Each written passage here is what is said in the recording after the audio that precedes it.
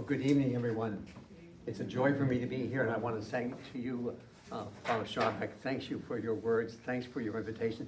Joe Malkor, also for you inviting me. To my right, to your left, is Nick D'Alessandro. Nick and I go back many, many years.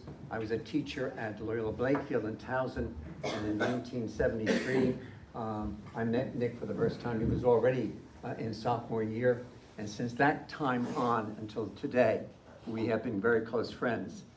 Nick has a rich background. I won't go into all the wonderful things he's done, besides going to Loyola Blakefield and Georgetown University and a social worker, and he has his own family.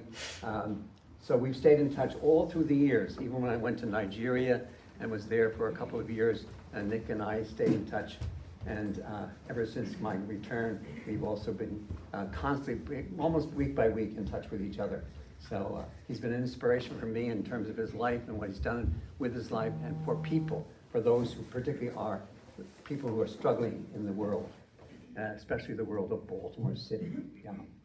So I think Father Al already has given a nice overview of the topic tonight, namely Walter Ciszek. I don't know how many of you had an opportunity to look at this book or haven't even bought the book. It's gone through many iterations. Again and again, it gets reprinted. And the bonuses for the Jesuits, the reprint means more cash in the, in the bank. Because he was a Jesuit, and of course, all the proceeds from his books, and he had two of them, come to the Jesuits, the Maryland Jesuits. So it's a wonderful book about his life. The first book he wrote was with God in Russia.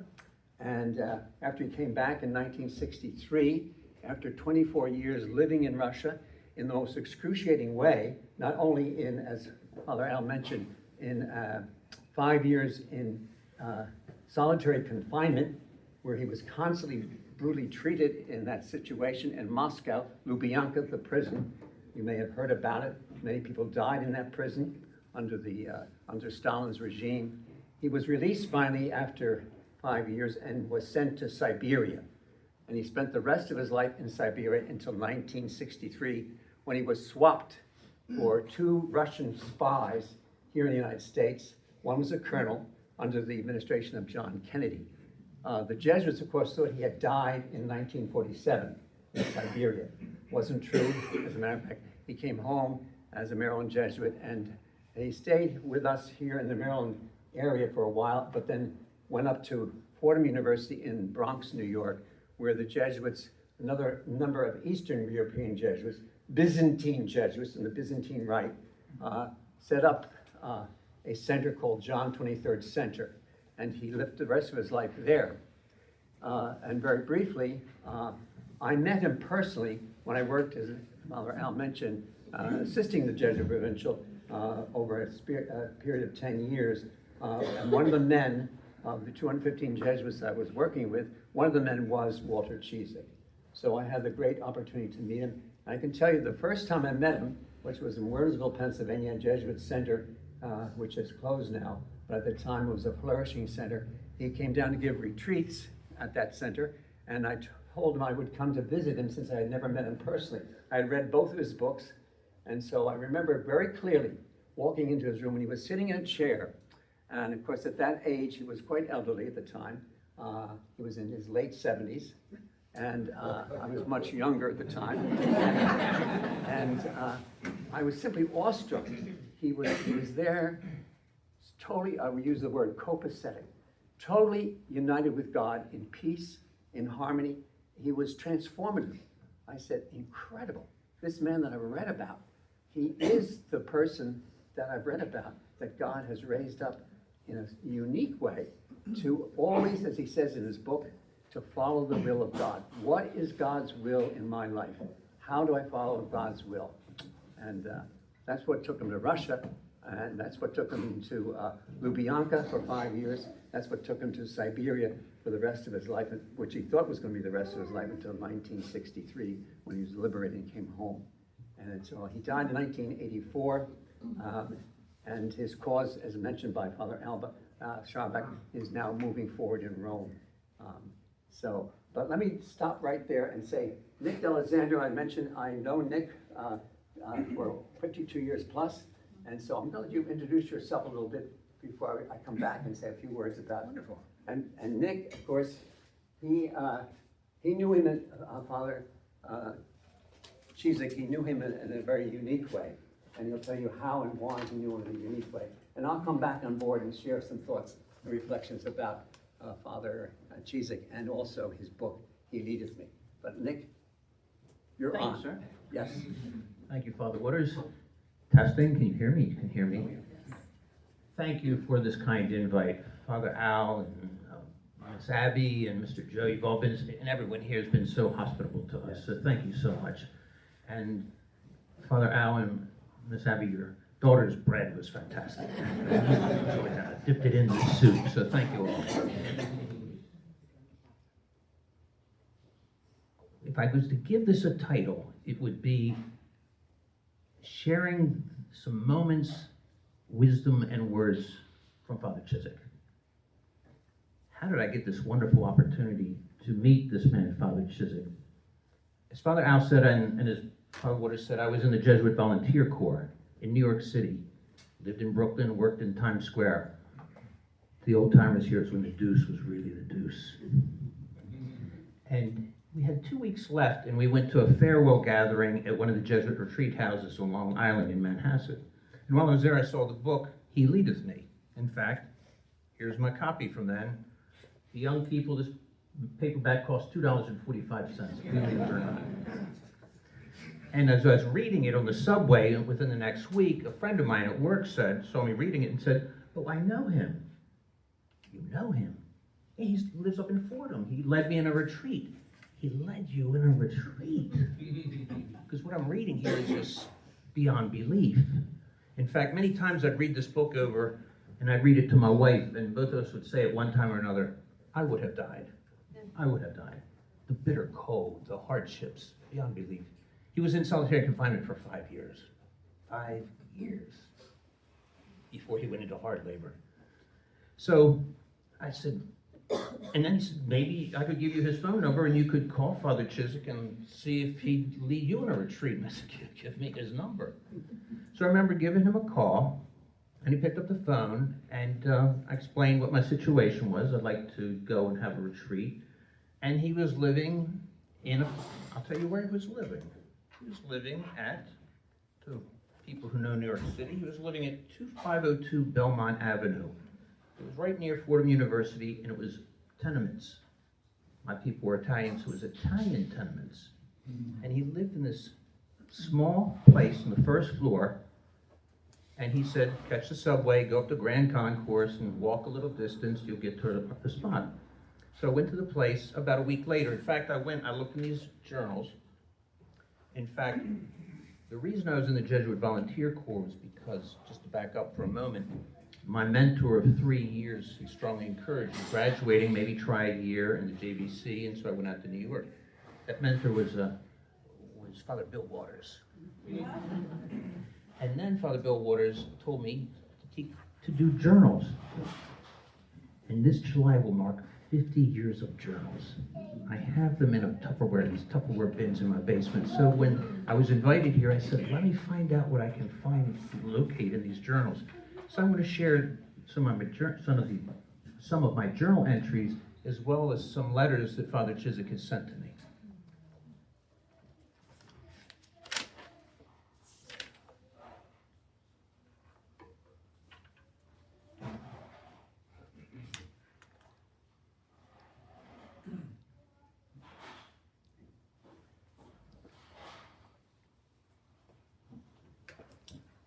I remember my first impression of meeting Father Ciszek. It was kind of his body showed all the physical hardships that he had gone through. By that I mean, he was hunched over. He had white hair, white straight hair. He was wearing summertime, it was Labor Day, summertime button-down shirt, and sort of like a green khaki type pants. I walked into the place, and he had bright blue eyes. He had bright blue eyes. And like Father Waters said, I just felt this joy. Especially, intriguingly, when he was talking about his captors of 23, 24 years. And where we did the retreat was on the first floor of this place, where he had his little room, his bedroom, sparsely decorated, sparsely furnished. And then there was a room over there where the retreatants would go. And then we would sit at a little rectangular dinner table. There's a little kitchen table, old wooden table, and that's where we'd sit, and he'd be leading me in the retreats. Before I go any further, I was going to ask Father Waters to briefly explain. I could explain what the Jesuit retreat, the spiritual exercise of Ignatius Loyola are, but I was hoping Father Waters would be so kind as to explain that for people who are not familiar with that. Thank you, Nick. So those who don't know about the spiritual exercise of Ignatius, which he wrote as a layperson before he founded the Society of Jesus, it's basically taking the gospel story through 4 different kinds of weeks. The first week is a reflection on thanksgiving for all the blessing God has given a person in his life, her life, and also then looking at where did I go wrong as a person in the first week. Darkness, sin, not obeying God's will. The second week, of course, is taking us into the birth and into the life of Jesus up until his arrest and crucifixion. So the second week is into the heart of the gospel and the miracles and the stories of Jesus. The third week takes us into the life of Jesus as he enters into Gethsemane and, of course, into his passion and death on the cross. And the fourth week is the resurrection. So it's a journey of the person who really wants to enter into the exercises and do it privately and has time to do it. It's 30 days of silence and prayer and reflection. Very intense. You're praying 4 or 5 times a day, an hour a day. And you have a director who leads you through the process, whom you meet with, and you share your story about what's happened to you in prayer. It's also possible to make it over a 9-month period. And many lay people make it over a 9-month period. Here in Baltimore, we have 65 lay persons. I have 2 of them myself, who are going through the exercises the 4 weeks over 9 months. And they meet with me once a week, and we talk about how the prayer life is going and how they're entering into the intimacy of Christ's love and care for them, but also Christ's love and care for the human family. So I'm not sure, you want to pick it up from there? Pick it up from there. So here we go. Thank you, sir. Round 2. Thank you. So I have here, tomorrow I will be going to New York City for a retreat. Hopefully my time with Father Ciszek will prove fruitful.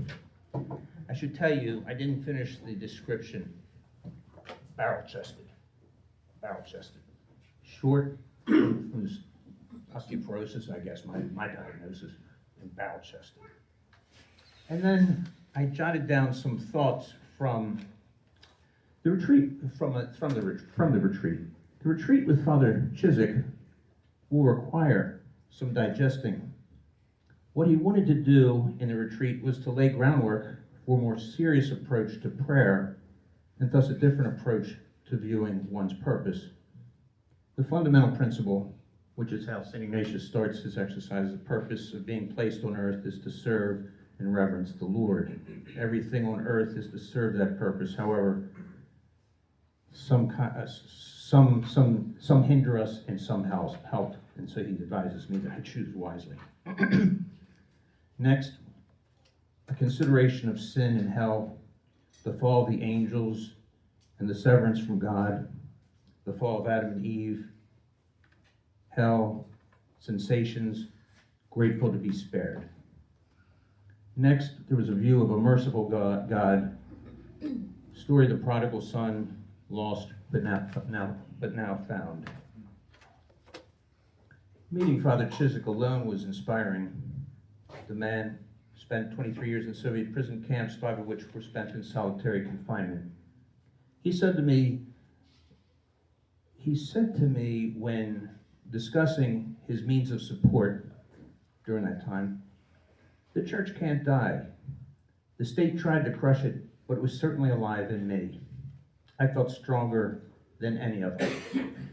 He said he derived support from daily prayer, daily prayer and Ignatian spiritual exercises.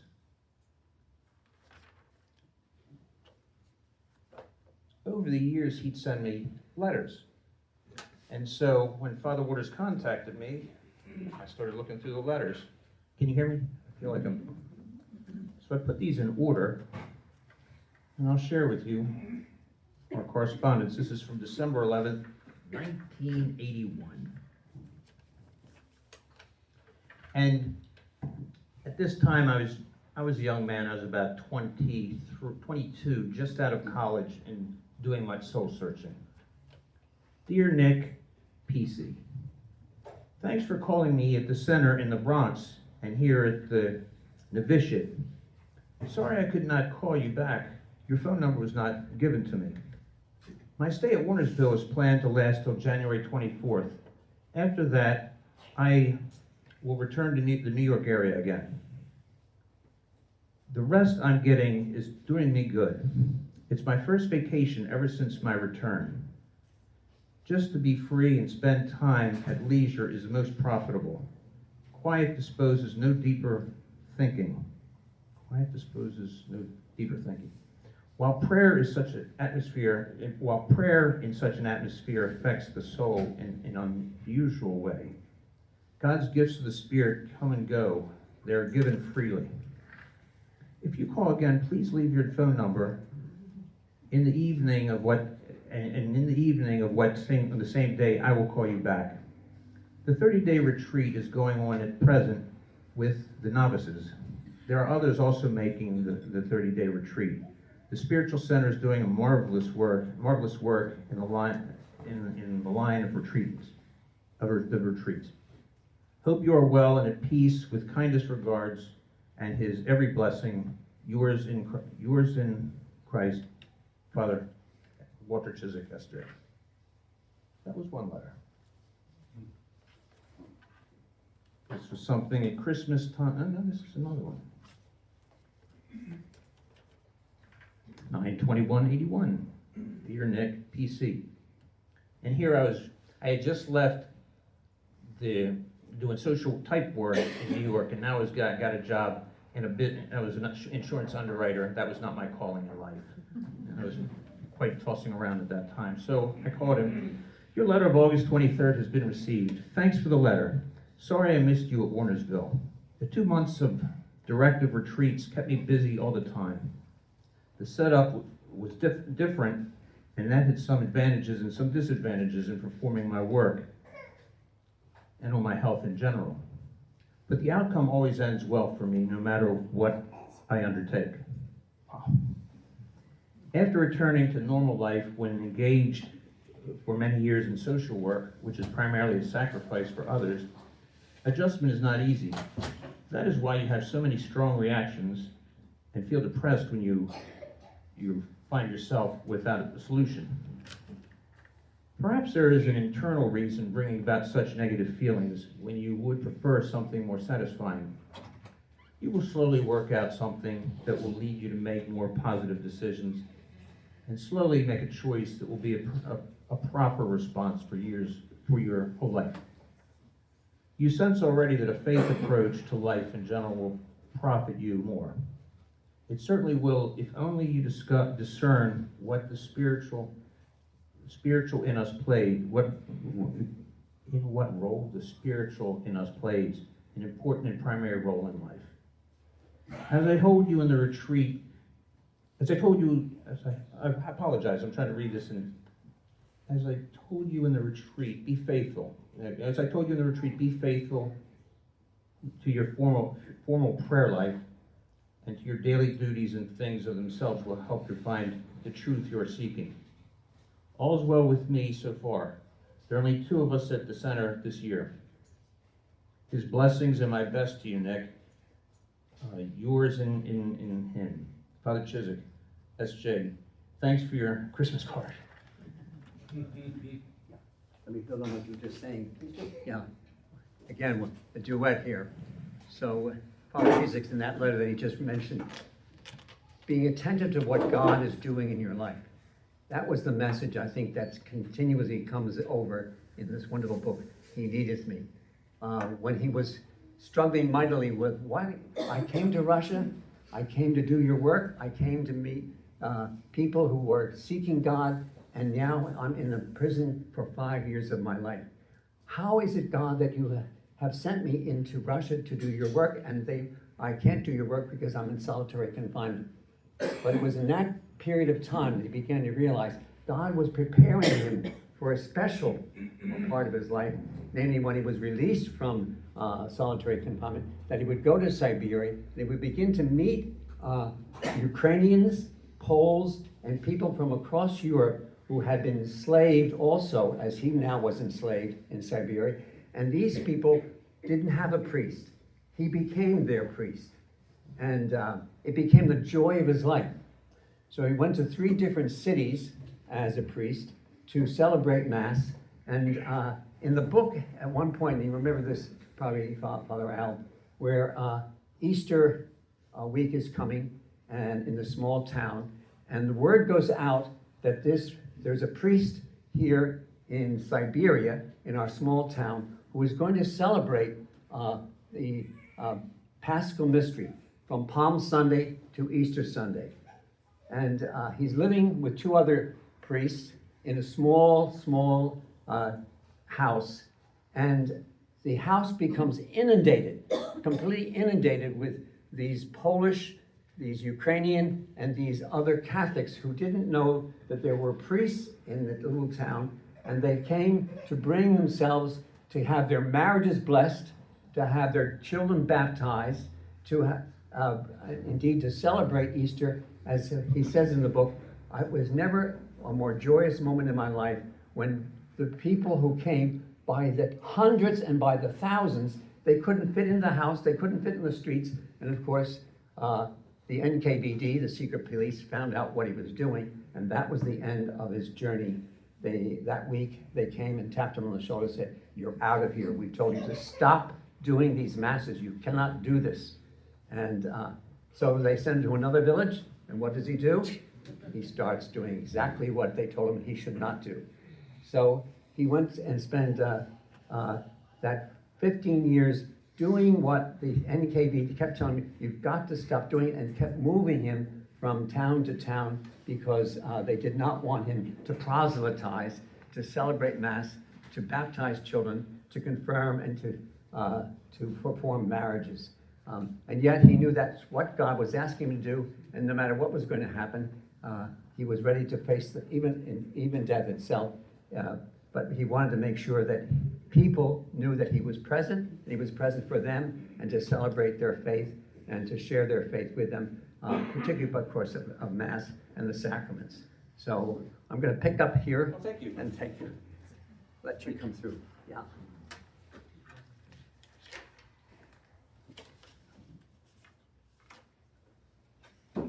See this, it's hard to see, but it's the John the 23rd Center. It was a lot of Byzantine statues and architecture, etc. Here's just a brief note at Christmas. Dear Nick, PC, with his blessings, grace, love, joy, and peace, prayerfully, Father Walter J. Ciszek, SJ. I understand he had shoe boxes full of Christmas cards, and he'd send them out, but each one is handwritten, is hand-signed.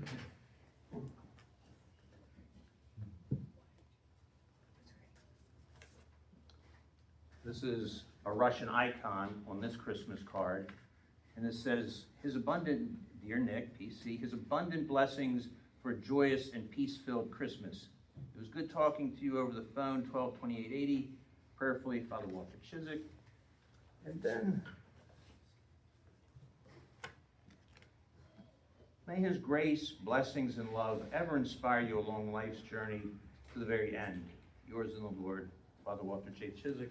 And then, sadly, this one came 21st December, and there's no writing on it. It just says, may the peace of Christ rule in your hearts, and the fullness of his message live within you this Christmas and through the coming year. It's a stamp, Father Reverend Walter Ciszek, and there was a little mass card that he had died right around that time.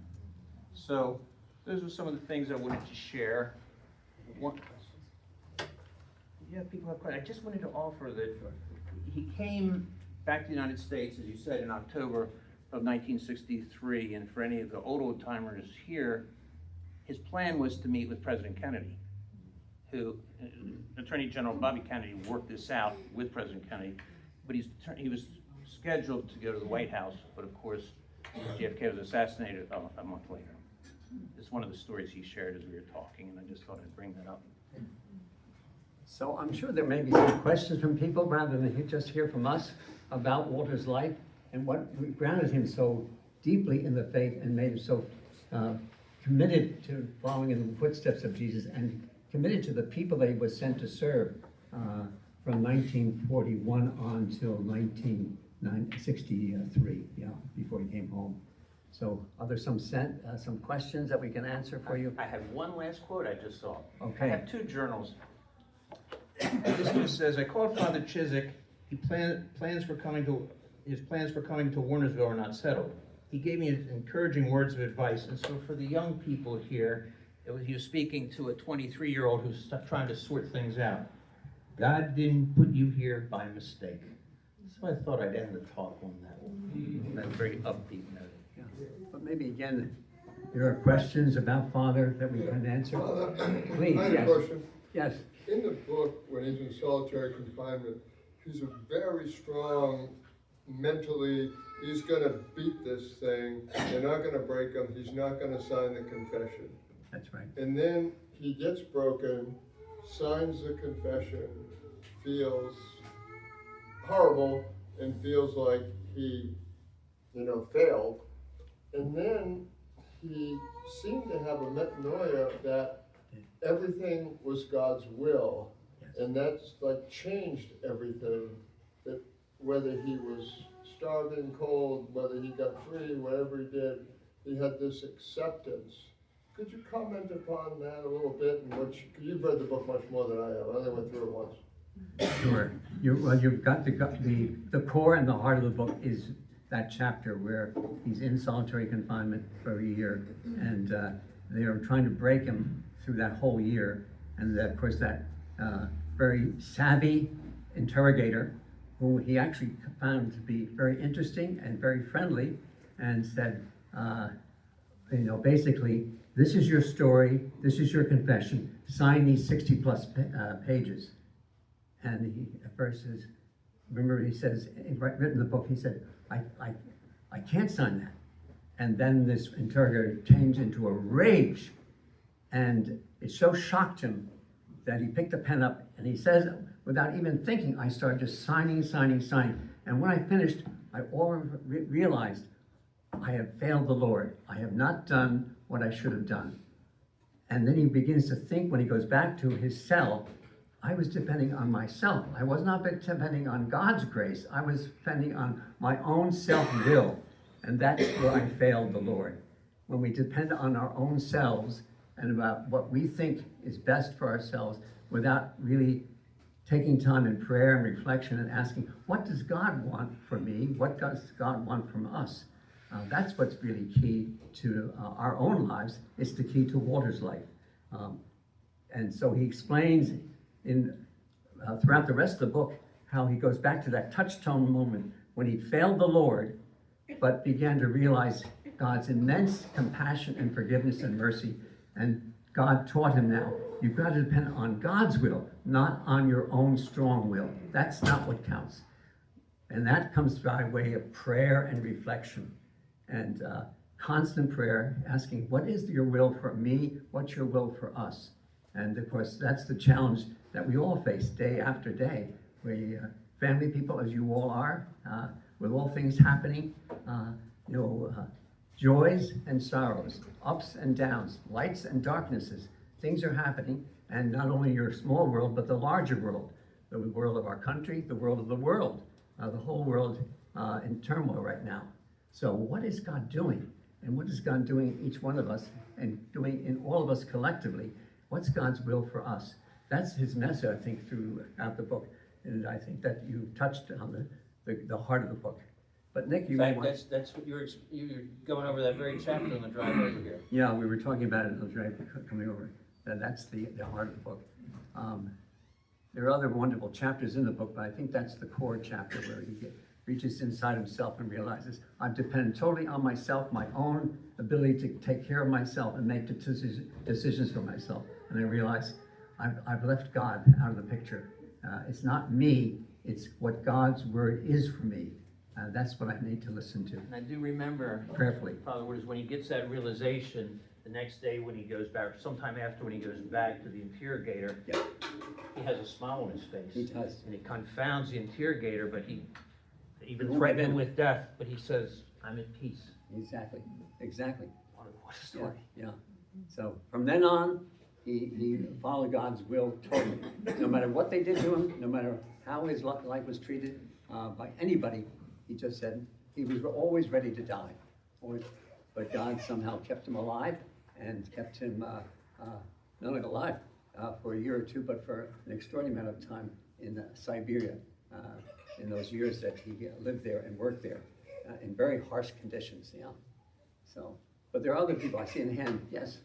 What did Father Ciszek have to say, or what did he think about his time after returning to the United States, and what his mission was at that point? Was it to be an ordinary Jesuit? Was it to take his experiences beyond, these two books that he's written and use that? How did he see things? I think when he first came back, he was shocked at the country. He'd been out of the country since 1931. Yeah, he left the country and went to Rome to study, and he didn't come back to the country from 1931 until 63. So that's a long period of time that he's away from the country. So he mentioned, we talked about this, he said, when I came back to the United States, he said, it was a different country. I didn't recognize America. It had bypassed me. And my world was a very harsh, very difficult world of living in Siberia, in primitive experiences. And he said, I come into this country, into Washington, and begin to live with the Jesuits. So he began to discuss what he could do in light of what he had experienced for the past 24 years of his life. He felt out of sync with the United States. And there was this center at John 23rd Center at Fordham University where Eastern Jesuits, Byzantine Jesuits, and other Oriental Jesuits were working at the time. And the provincial said, why don't you go there and spend some time, and maybe you'll find some way to work with them and live with them, and maybe do some retreat work, because he was very skilled retreat director, as Nick has just attested. Yeah. Mm-hmm. So gradually, that's the work he began to enter into, and he lived for the rest of his life at that center. Although he came down and visited parishes and would visit, particularly the Jesuit Center at Wernersville, and give retreats there also. So I don't know if I've answered your question adequately. Pretty much. Yeah. Kind of reinventing himself in one sense as an American. Did he see his experiences in Russia as being preparation for his work when he would come back? He did. He eventually began to realize God had been preparing him for his return, which he thought he was never going to return. And somehow God said, no, I'm going to bring you back to the United States, and I'm going to have you do work, mission work in terms of retreat work, but I'm going to also have you write 2 books. When he initially came back, he wasn't going to write anything. And in dialogue with the Jesuit provincial, they said, you need to tell your story. Your story is incredible. So with, I'm sure, some reluctance, he began to write that first book, With God in Russia. And then finally the second book, we realized that he had to really go down deeper inside and tell the full story, how God sustained him and enabled him to continue in life. Yeah. Other questions about Walter or observations? Yes, Joe. Father, I have my own thoughts on this, but I'd like to hear yours, Father, maybe yours, Nick, as well. I mean, Father Cizek's books in many ways are sort of a theology of suffering. They are. In many ways. He endured a passion of sorts. And how do you think Father Ciszek, in the midst of such hardship and such deprivation, such suffering, was able to not, say, become angry at God or, lose his faith? Well, he does talk about wrestling with God. You know, why you sent me here to help your people and to bring the faith to your people, the Russian people. And I don't understand what you're doing to me, putting me in, again, solitary confinement for 5 years where I see nobody except the interrogator. Literally, he didn't say anybody but the interrogator, day after day. He was allowed 20 minutes outside his cell to walk around, to do some exercise, and then was put back in the cell, was barely given anything to eat, and the cell itself was antiseptic. It was a bed, a chair, a little potty to take care of the things that had to be taken care of, and they would serve the food through a little passage in the door. That was it. Day after day after day, 5 years living that way. Just imagine, could I have lived in that situation for 5 years? But he begins to realize it's through prayer. He began to set a regimen for himself. Jesuits as novices lived, certainly at that time, very strict regimented lives. And so he began to live once again as a novice. Early prayer in the morning, doing special reflections. He was allowed to write, so he did do some writing. But basically it was living in that cell or being taken out of the cell and sitting before the interrogator. And sometimes it would be 24 hours a day. Imagine someone asking you question after question, and you're sitting there and repeating, I told you already. No, you didn't tell us. You didn't tell us why you're a Vatican spy. You are from the Vatican. You're a spy here. You can tell us. We want you to confess. So I'm not a spy. I was sent here simply to work with the Russian people and share the faith with them. So, go ahead. Father Waters, I think you touched on it earlier too when you said he kept depending on the strength of his strength. Yes. And like all of us, our strength is not sufficient to deal with some of the hardships that life can send us. And oftentimes the suffering calls us, demands that we seek God because our strategies are not working. Or inadequate, yeah. Or our what we learned as children of our faith, it's not, the tests of adulthood aren't quite holding up, and now I have to search and seek God more directly than ever before. Yes, exactly. So I'm looking to see if there are other questions. The gentleman asked about what he could do afterwards, and you said, Bill, that he wrote, his first book was With God in Russia. And people for years would tell me, long before YouTube, he went on one of those TV shows like To Tell the Truth or something like that to plug his book. I always was intrigued by that, and I thought, how will I find that video? What's on YouTube? So you might want to, if you want to see him, type Google search With God in Russia to Tell the Truth, and go to about the 16th minute, and you'll see 3 guys come out as priests with a real Walter Ciszek, please stand up. So you'll be interested to see that.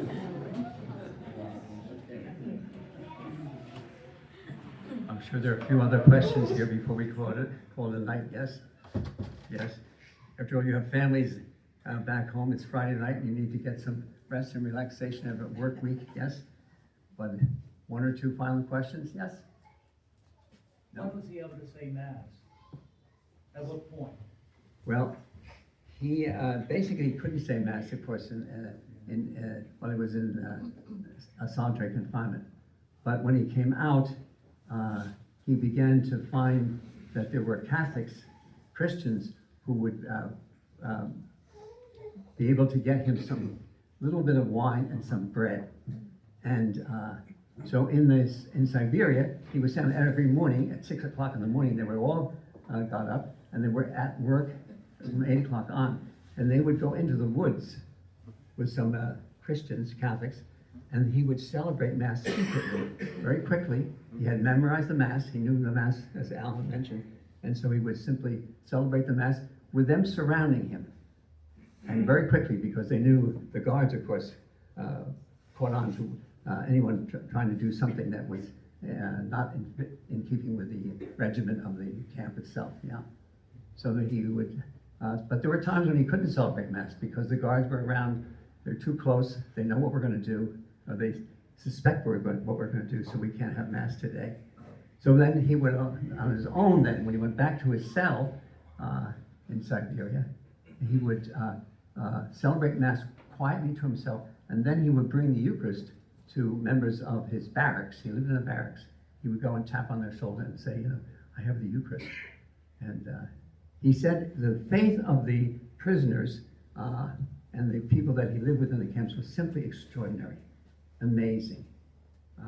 In this harsh world that they were living in, they had a tremendous desire and tremendous love for the Eucharist, and they would look to Walter to help them celebrate Mass and to be nurtured and given the sustenance of the Holy Eucharist. But also confessions. He would walk along with someone and hear their confession. So things were done always in a very surreptitious way. At times he was caught because they would say, the guards, we know what you're doing, we're watching you. And so they would warn him. Solitary confinement again, so he would back off a little bit, yeah. One of the things I was amazed by in the book is that they let him, why do you think they let him live for so long? That's the great question, because they murdered so many people. Right, in that I environment. mean, by why not would they- thousands, tens of thousands. Understand, hundreds of thousands of people were simply done away with. He was known as a butcher. Stalin was known as a butcher. Just simply murdered them. Bodies meant nothing. Yeah. So why did they keep him? Maybe because of this, they conceived that he was a spy for the Vatican, and it might be a way to get inside the Vatican. As a matter of fact, you remember he's offered by an interrogator, look at, you could become, we'll free you, and you could become working for the NKVD, a Russian spy. You could get inside the Vatican. After you studied in Rome, we'll get you inside the Vatican, and you can then be a spy for us and feed Russia what it wants to know what's going on in the Catholic Church, yeah, around the world. Yeah. Yeah. Yeah. One more? We'll do one more. Yes, one more question. We can think about, Walter Ciszek seeing what God put in his life. God has put Walter Ciszek in our lives and in the life of the church. What kind of special charism, as he moves towards his causation, moves forward, what kind of gift to the church do you think his particular spirituality and his experiences can be for the needs of the church right now? I think that's a Father Waters question. We're going to go back to what would Walter say to us, and I think we were here today. Be people of prayer, be men and women of prayer, and ask always, what's God's will for me today? What's God's will for me now? And what's God's will for me in my family, in my work, in my life as an American? What is God asking me to be and to do for God's glory and for the good of God's people? On Maggium Dei Gloria et Bonum Animarum. What's for God's greater glory and for God's people? That's the motto that he lived by, How can I glorify God in a greater way? By listening in prayer to what God is asking me to be and to do for God and for God's people. Yeah. It's very simple, but very hard to live that way consistently. And that was his journey. And I think that's what he's, in his book and his stories that he tells, we begin to realize he lived that in a very profound way, unlike many, many others. Yeah. I see a hand going up. Real quick, where does his cause for canonization stand? So right now, it's in the hands of the Byzantine Bishop of Scranton. He's the one who has been sending all his papers to Rome. They're all reading through all his papers and studying his life very carefully. And as you know, it usually takes quite some time before they finish investigating. And so, Nick, maybe you can talk a little bit more about. Well, in fact, in response, I have, as I was going over my old papers, these are from the 80s, where they were first starting the Father Ciszek canonization campaign. And I guess that's what you're referring to. There's still some of the same people from back then. A picture of him as a young man. Thought might be interesting. I encourage everyone, if you haven't done it, to really take the time to read both of these books. As Father Waters said, this is a deep dive. He goes deeper into his faith, and it's a fantastic book. But these really do complement each other. There's a segment in this book where he's in solitary confinement for 5 years, and then automatically, overnight, he's sent to this hard labor. More specifically, he's at a chute with coal coming down the chute, and he just has to keep shoveling the coal, and if he doesn't shovel it fast enough, he'll be buried in the coal. So it's going on forever, and he says it's just, what does he say? The spirit is willing, but the flesh is weak. He said the flesh is very strong, and I just kept going. He said the next day, every muscle was tensed. But they knocked on his door, they talked to him and said, we're going back to the chute. And he said now all his muscles were in a knot, and he still had to keep getting this coal out or he'd be buried. It's an astonishing series of books, and I strongly encourage you to read both of them. I can't help but think, this is a book for any human being, because we're not having a bad day after we read this.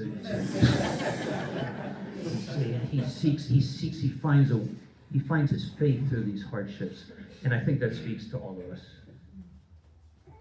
Well, let me say thanks to Father Al for inviting us, and Joe, and all of you. It's been wonderful to be with you, with the service upstairs that you led us in, the Stages of the Cross, the benediction, and of course the dinner tonight. So it's nice to be with all of you. So thanks on behalf of Nick and myself. Thank you, thank you, thank you. Thank you.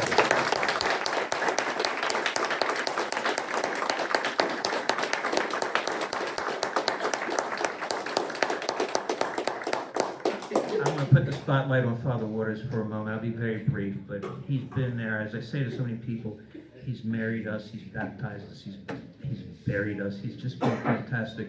My father, who passed away 5 years ago, used to say, Father Waters, if you don't make it into heaven, none of us got a shot. Thank you, Al. Thank you.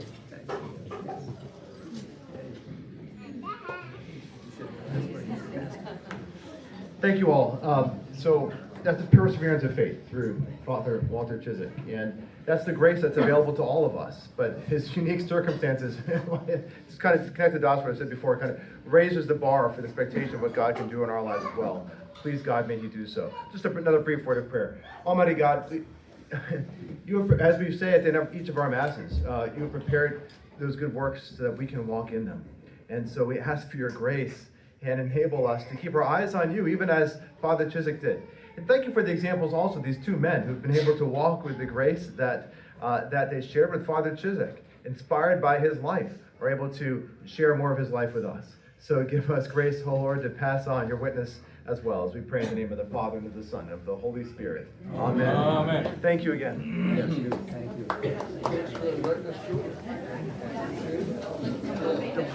I'd like to copy that first letter.